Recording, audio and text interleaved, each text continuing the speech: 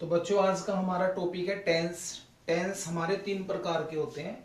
First होता है present tense, present. Second होता है पास्ट, पास्ट टेंस। और थर्ड होता है फ्यूचर टेंस।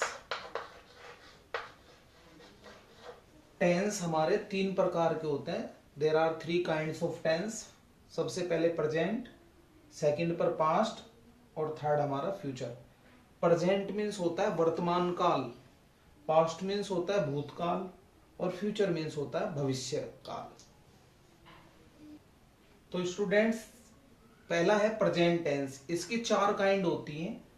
पहला प्रेजेंट इंडेफिनिट, दूसरा प्रेजेंट कंटिन्यूअस, तीसरा होता है प्रेजेंट परफेक्ट और चौथा इसकी काइंड होती है प्रेजेंट परफेक्ट कंटिन्यूअस।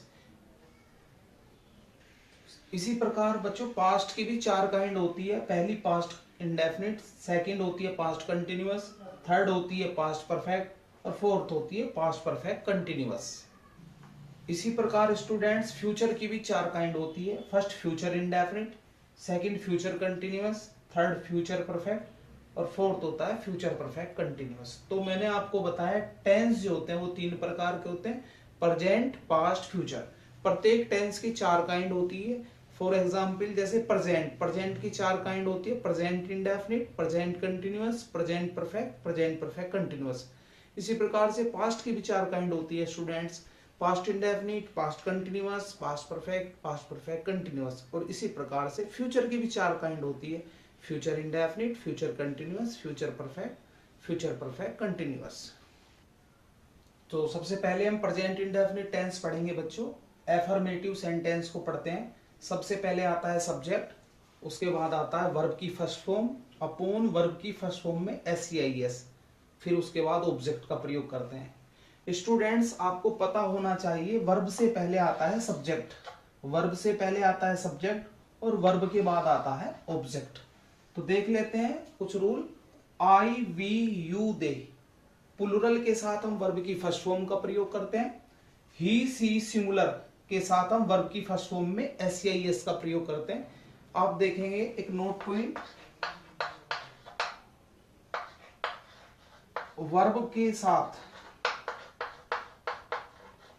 अगर बच्चों लगा है S, double S, C H, S H, X, O, Z, तब हम ई एस का प्रयोग करते हैं। फॉर एग्जाम्पल देखिए गो, तो लास्ट में इसमें ओ आया है वर्ब में, तो हम इसमें क्या जोड़ेंगे, ई एस जोड़ेंगे, क्योंकि मैंने बताया है S, double S, C H, S H, X, O, Z, तो ओ आया है वर्ब में लास्ट में, तो ई एस जोड़ देंगे, गोज। फिर से देखिए आपने लिखा read, R E A D, तो देखो लास्ट में वर्ब के डी है, तो यहां पर डी नहीं है, S, double S, C H, S H, X, O, Z है, तो हम ई एस नहीं जोड़ेंगे, हम केवल एस जोड़ेंगे। मीन्स अगर लास्ट में वर्ब के लास्ट में S, double S, C H, S H, X, O, Z आता है तब ई एस जोड़ते हैं सिंगुलर के साथ, और अगर ये वर्ड नहीं आते तो केवल एस जोड़ते हैं सिंगुलर के साथ। तो स्टूडेंट्स देख लेते हैं एफर्मेटिव रूल। जो सब्जेक्ट, पहले सब्जेक्ट का प्रयोग करेंगे, फिर वर्ब की फर्स्ट फॉर्म, वर्ब की फर्स्ट फॉर्म में एस, ऑब्जेक्ट। सिंगुलर के साथ हमने बताया आपको ही, सी, सिंगुलर के साथ वर्ब की फर्स्ट फॉर्म में एस और ई एस का प्रयोग करते हैं। एग्जाम्पल देख लेते हैं, वह पढ़ता है, तो स्टूडेंट्स वह हमारा होता है ही या सी। अगर पुरुष होता है, मैन होता है, तो ही का प्रयोग करते हैं, और अगर हमारा वुमेन है तो हम सी का प्रयोग करते हैं। तो देख लेते हैं वह की अंग्रेजी क्या होती है बच्चों, वह की अंग्रेजी होती है ही, और पढ़ता है की अंग्रेजी होती है रीड, और सिंगुलर है इसलिए हम एस का प्रयोग कर देंगे। देख लेते हैं नेक्स्ट सेंटेंस, राम खेलता है, तो ताहे आया हुआ है, प्रेजेंट इंडेफिनिट है, राम की अंग्रेजी हम यूज करेंगे राम। खेलने की अंग्रेजी होती है बच्चों प्ले, और आपको पता है कि ही, सी, सिंगुलर के साथ एस और ई एस जोड़ते हैं, तो राम हमारा सिंगुलर है तो इसमें हम जोड़ देंगे एस, राम प्लेज। तो बच्चों प्रेजेंट इंडेफिनिट की पहचान देख लेते हैं, क्रिया के साथ यानी कि वर्ब के साथ, ता है, ती है, ते है, पाया जाए, तो वो प्रेजेंट इंडेफिनिट टेंस होता है। एफर्मेटिव में स्ट्रक्चर देखते हैं, सबसे पहले सब्जेक्ट का प्रयोग करेंगे, फिर वर्ब की फर्स्ट फॉर्म का प्रयोग करेंगे और फिर ऑब्जेक्ट का। तो यहां पर मैं आपको प्लुरल के लिए बता रहा हूं, आई वी यू दे, प्लुरल के साथ हम वर्ब की फर्स्ट फॉर्म का प्रयोग करते हैं। मैं पढ़ता हूं, मैं के लिए हम यूज करते हैं बच्चों आई, मैं के लिए हम यूज करेंगे आई। पढ़ता हूं, पढ़ता हूं की अंग्रेजी हो जाएगी बच्चों रीड। इसमें हम एस या एस नहीं जोड़ेंगे क्योंकि आई हमारा प्लुरल माना जाता है, तो वर्ब की फर्स्ट फॉर्म का यूज करेंगे। नेक्स्ट देखो, हम जाते हैं, ते है आया हुआ है बच्चों, ते है, तो ता है, ती है, ते है, तो ये टेंस हुआ प्रेजेंट इंडेफिनिट। हम की अंग्रेजी होती है बच्चों वी, और वी को हम मानते हैं प्लुरल, तो प्लुरल है तो प्लुरल के साथ वर्ब की फर्स्ट फॉर्म यूज करेंगे, जाते हैं यानी कि गो। नेक्स्ट देखो, तुम आते हो, तुम के लिए हम यूज करते हैं यू, और आते हैं कि अंग्रेजी हम यूज करते हैं कम। आप देखेंगे कि यू प्लुरल होता है तो वर्ब की फर्स्ट फॉर्म का हमने यूज किया।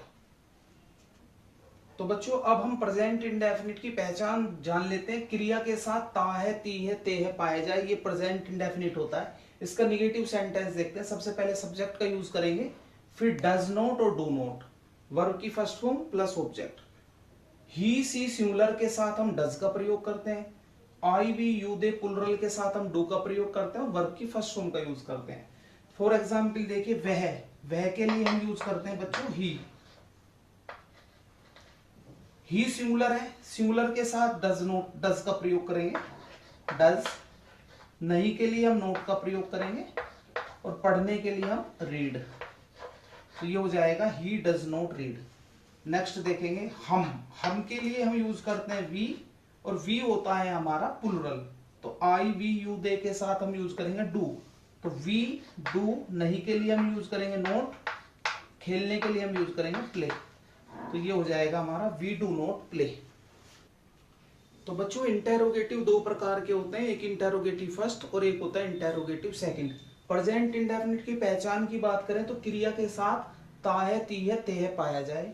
इंटेरोगेटिव फर्स्ट वे होते हैं जो क्या से शुरू हो, तो हम सबसे पहले डू डज हेल्पिंग वर्ब का प्रयोग करते हैं सब्जेक्ट के अनुसार, तो डू डज प्लस सब्जेक्ट। उसके बाद नोट का प्रयोग करेंगे अगर नोट का प्रयोग हुआ है, फिर वर्ब की फर्स्ट फॉर्म, फिर object plus mark of interrogation. He she singular के साथ हम डज का प्रयोग करते हैं, I we you they plural के साथ डू का प्रयोग करते हैं और वर्ब की फर्स्ट फॉर्म का प्रयोग करते हैं।